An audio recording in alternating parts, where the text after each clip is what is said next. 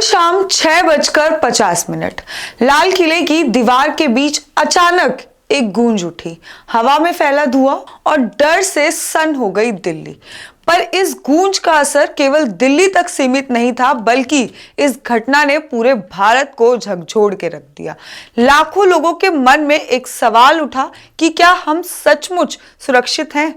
नमस्कार, मैं कोमल झा देश रोजाना के डिजिटल प्लेटफॉर्म से आपको मैं पूरी घटना विस्तार से बताती हूं कि कल शाम दिल्ली में जो बॉम्ब ब्लास्ट की घटना हुई, ये शुरू कहां से हुई। 3:19 पर कल शाम सफेद रंग की हुंडई i20 कार गोल्डन मस्जिद पार्किंग में दाखिल होती है, जो कि Lal Qila metro station gate number 1 के पास है। ये कार लगभग 3 घंटे तक वहां पर खड़ी रहती है। उसके बाद 6:48 पर वो कार पार्किंग से निकलती हुई सीसीटीवी कैमरे में देखी जाती है। कुछ ही मिनटों बाद सुभाषर ट्रैफिक सिग्नल गेट नंबर 1 के पास वो पहुंचती है और 6:50 पर कार रेड लाइट पर धीमी गति से खड़ी थी, तभी भीषण धमाका होता है। विस्फोट इतना तेज था कि आसपास की खड़ी सभी गाड़ियां, कम से कम 6 गाड़ियां और 3 ऑटो रिक्शा जलकर खाक हो गई। 9 लोगों की मौत हो गई, कई लोग गंभीर रूप से घायल हो गए। घायलों को LNGP अस्पताल में भर्ती कराया गया, जहां कई लोगों की हालत गंभीर बताए जा रहे हैं। धमाके के तुरंत बाद दिल्ली पुलिस, NIA, NSG और फॉरेंसिक टीम मौके पर पहुंची। पूरे इलाके को सील कर दिया गया। आसपास के सभी CCTV कैमरे की फुटेज खंगाली गई ताकि विस्फोट के कारण का पता लगाया जा सके। दिल्ली में लाल किला के पास जोरदार धमाके से इलाके में अफरा तफरी मच गई। धमाका इतना तेज था कि लोग इधर उधर गिर पड़े और कई गाड़ियों के परखच्चे उड़ गए, आसमान तक पहुंच गए और चारों तरफ धुआं फैल गया। दिल्ली में धमाकों के इतिहास को अगर हम उठाकर देखें तो दिल्ली में इससे पहले भी कई बार धमाके हो चुके हैं। राजधानी कई बार आतंकियों के निशाने पर रही है, जैसे कि 7 सितंबर 2011 दिल्ली हाईकोर्ट के पास विस्फोट, जिसमें 11 लोगों की मौत और 70 से ज्यादा लोग घायल थे। इसी तरह 29 अक्टूबर 2005 दिवाली से पहले सरोजनी नगर और पहाड़गंज में धमाका, जिसमें कि 59 से ज्यादा लोगों की मौत हो गई थी। 13 सितंबर 2008 करोल बाग, कनॉट प्लेस और ग्रेटर कैलाश में 5 धमाके हुए, जिसमें 20 से ज्यादा लोगों की मौत हो गई। 27 सितंबर 2008 महरौली फ्लाईओवर मार्केट में विस्फोट हुआ, जिसमें 3 लोगों की मौत हो गई। इन घटनाओं के बाद सुरक्षा एजेंसी कई बार कई अलर्ट जारी कर चुकी है और एक बार फिर दिल्ली का दिल दहल गया। दिल्ली पुलिस कमिश्नर ने पूरे शहर में हाई अलर्ट घोषित कर दिया है। सभी मेट्रो स्टेशन, रेलवे स्टेशन और भीड़-भाड़ वाले इलाकों में सुरक्षा बढ़ा दी गई है। बॉर्डर इलाके जैसे कि नोएडा, गाजियाबाद, गुरुग्राम, फरीदाबाद में भी पुलिस को सतर्क रहने का निर्देश दिया गया है। साथ ही हर आने जाने वाली गाड़ियों को चेक किया जा रहा है। दिल्ली में प्रवेश करने वाली बसें, टैक्सियों, ट्रकों की चेकिंग के लिए स्पेशल टीम तैनात की गई है। इस धमाके के बाद मुंबई पुलिस भी सतर्क हो गई है। शहर में संवेदनशील इलाकों में पेट्रोलिंग और नाकाबंदी बढ़ गई है। रेलवे स्टेशन, मॉल, धार्मिक स्थल और सार्वजनिक जगहों पर पुलिस बल तैनात कर दिए गए हैं। किसी भी अप्रिय घटना को रोकने के लिए जरूरी कदम उठाए जा रहे हैं। धमाके के बाद जांच में जुटी दिल्ली पुलिस सेल के हाथों कुछ ऐसे अहम सुराग लगे हैं, जिसके आधार पर शक पैदा हो रहा है कि ये ब्लास्ट फिदायनी आतंकी हमला हो सकता है।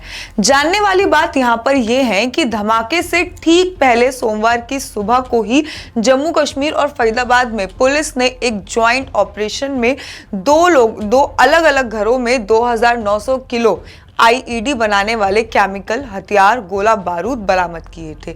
यह कार्रवाई जैश-ए-मोहम्मद, जेम और अंसर गजवात उल हिंद से जुड़े एक अंतर्राज्यीय आतंकी नेटवर्क के भांडाफोड़ के दौरान हुई थी। इस बरामदगी और दिल्ली धमाके के बीच समय की नजदीकियों ने एजेंसियों की चिंता और भी ज्यादा बढ़ा दी है। साथ ही इस आतंकी हमले में एक डॉक्टर कनेक्शन सामने आ रहा है, यानी कि इस धमाके का कोई भी तार आप पकड़ ले, किसी ना किसी ऐसे शख्स से जाकर जुड़ रहा है जो कि पेशे से डॉक्टर है। जैसे धमाके से ठीक पहले के घटनाक्रम से पहले जम्मू कश्मीर में पुलिस ने डॉक्टर आदिल अहमद राठर को गिरफ्तार किया। वो मेडिकल कॉलेज के डॉक्टर थे और उनके लॉकर में पुलिस ने AK-47 राइफल मिली थी। राठर का संबंध जैश ए मोहम्मद और अंसार गजवात उल हिंद से पाया गया। दूसरी गिरफ्तारी 7 नवंबर को हरियाणा के फरीदाबाद में हुई। या अल फलाह यूनिवर्सिटी के कार्यरत लखनऊ में एक महिला डॉक्टर शाहीन साहिद की कार से कैरोम कोक नाम का असॉल्ट राइफल मिली। पुलिस अभी भी पता लगाने में जुटी है कि उसका इस पूरे नेटवर्क में रोल क्या है। फिलहाल उसकी पहचान और तस्वीर अभी सार्वजनिक नहीं की गई है। साथ ही 7 नवंबर को गुजरात एटीएस के अहमद मोहिद्दीन सयाद नाम के डॉक्टर को पकड़ा गया। ये डॉक्टर हैदराबाद का रहने वाला था और चीन से पढ़ाई कर चुका था। जांच में पता चला कि वह रिसिन नाम के एक बेहद जहरीले जहर को तैयार कर रहे थे, जो कि आरंडी के बीज से बनते हैं। उसने दिल्ली के आजादपुर मंडी, अहमदाबाद के नरोडा फ्रूट मार्केट और लखनऊ के आरएसएस कार्यालय जैसे भीड़ भाड़ वाली जगहों पर कई महीनों तक रैकी की थी। इसी ऑपरेशन में 10 नवंबर को चौथी अहम गिरफ्तारी भी फरीदाबाद से ही हुई। यहाँ डॉक्टर मुजमिल शकील नाम का कश्मीर का डॉक्टर पकड़ा गया। वह भी अल फलाह यूनिवर्सिटी में पढ़ता था। इसके बाद उसके पास से 360 किलो अमोनियम नाइट्रेट मिला, जो कि बम बनाने के लिए इस्तेमाल होता है।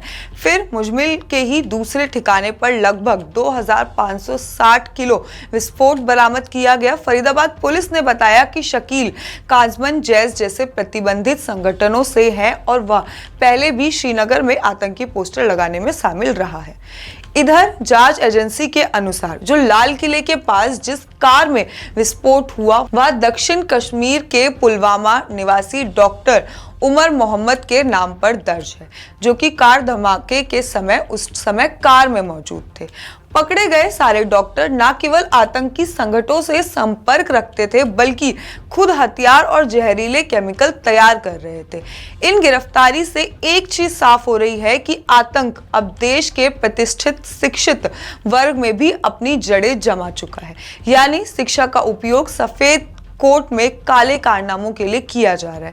अब दिल्ली में हुए धमाके में इसका कनेक्शन कहां तक है और कितना है, इसकी जांच अभी जारी है। बाकी की अपडेट्स के लिए देखते रहिए देश रोजाना। धन्यवाद। हमारे साथ जुड़े रहने के लिए सब्सक्राइब करें देश रोजाना के YouTube चैनल को और नई वीडियो की नोटिफिकेशन पाने के लिए बेल आइकन जरूर दबाएं। अगर आप ये वीडियो Facebook या Instagram पर देख रहे हैं तो पेज को लाइक और फॉलो जरूर करें और ज्यादा से ज्यादा शेयर करें।